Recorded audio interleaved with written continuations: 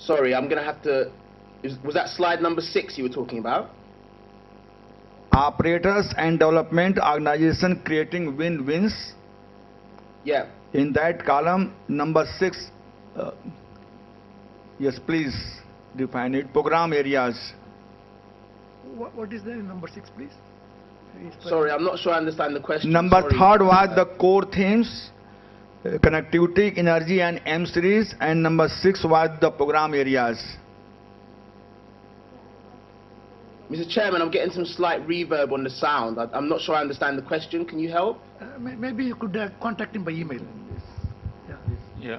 I think it was you had the 3 major surveys, M services, energy and connectivity, and then below you had agriculture, health and other things. Right. Yes. Right, sorry. Yes, only this.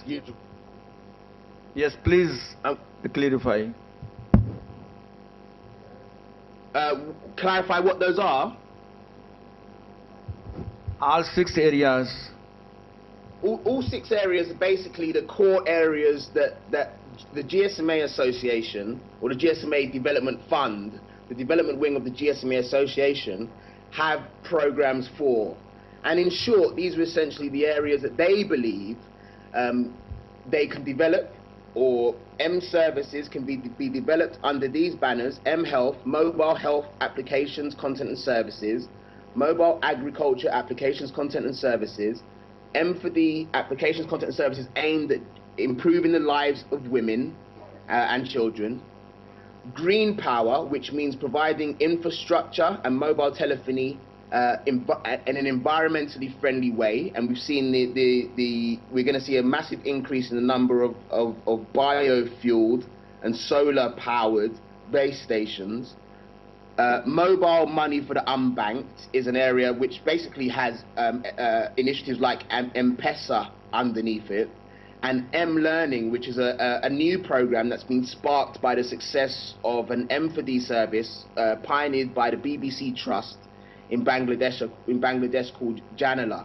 And essentially these 6 areas have been developed by, funded or being vigorously backed by the GSMA fund, because they essentially believe that they could have a developmental impact, really bring benefits to people, but also provide the revenue and potentially profit that mobile operators are seeking as well.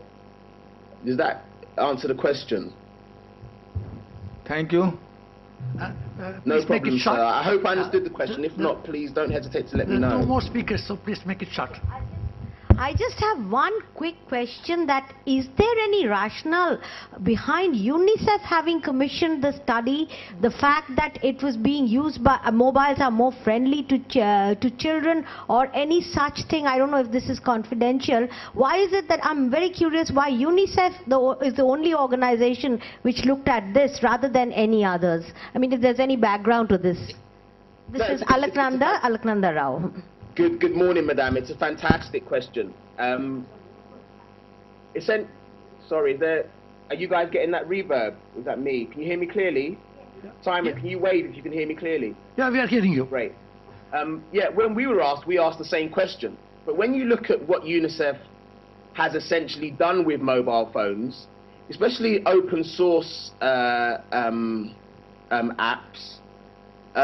it's really revolutionized their programming. And again, I would really encourage you all to look at the case studies that we've developed, which is the 5 external case studies. These are M4D initiatives that have been developed by external parties, and the 5 examples from UNICEF.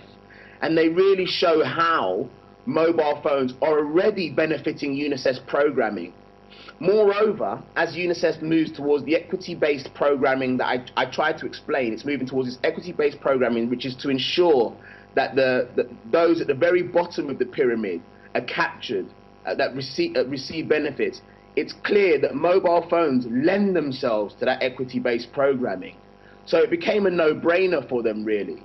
The other thing, again, which I guess is not confidential and any major development player will know, is that once you move beyond that kind of corporate social responsibility funded program, which largely is pilots and ends with pilots, using mobiles to deliver developmental benefits, to deliver developmental programming, costs money. And UNICEF would like to know how it can leverage its inherent strengths and create collaborative relationships with the mobile industry, essentially to ensure that its limited resources go as far as possible. I think that's a good way of putting it. But again, I would encourage all of you, if you can, to read the report, which I will admit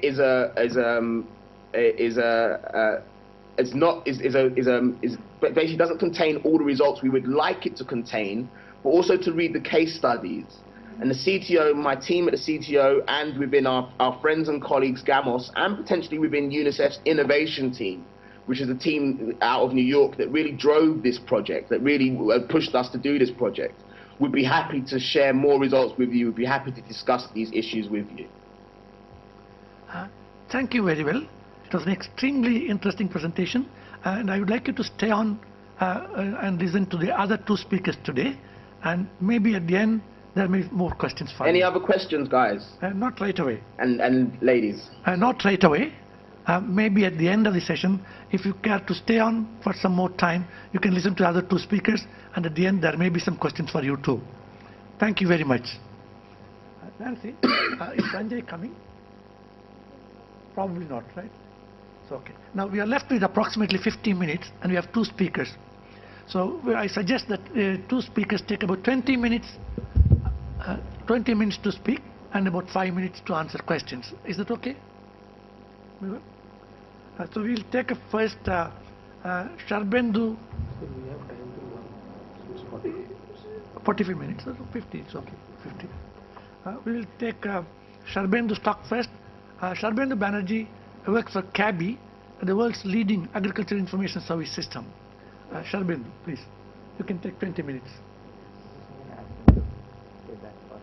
Yeah, I told you. Okay. Dr. Boyoke, you may please stay on for another 45 minutes or 50 and listen to the other two speakers, and at the end there may be a few questions for all three of you. Is that okay? Yep, I'll try my very, very best. But yeah, I know you are a busy person, but if you can, please. Dr. Boyoke, I understand it is 2 o'clock in the early morning at your place, and I do. It's 2:45, Mr. Chairman. Yeah, and we do not really want you to keep awake for long. If you so desire, I think you can retire. Guys, I'd really love to continue participating, but I'm stuck here working in Trinidad and Tobago, and I have a really packed day tomorrow. So I'm going to wish you the very, very best with your deliberations, and the best to the presenters as well. I'm sure Veronica will be able to pass you my contact details. Again, if you have any questions or need any additional information, please do not hesitate to contact me. Take care. Thank you very much.